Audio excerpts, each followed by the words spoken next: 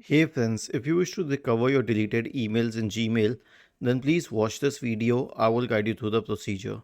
Let's open Gmail here and let us say for example that I selected this email and I deleted it. Okay, I'll delete the first email.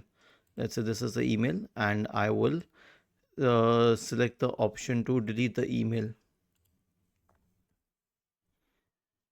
I will select this and then I will delete it. So where is it gone? If I expand more, it goes to the trash folder category. And if I wish to recover it, I'll select it again and then I will select this option here to move it to inbox. And that's how I will bring it back from the deleted folder. I'll show it once again on a different one. I will select this box.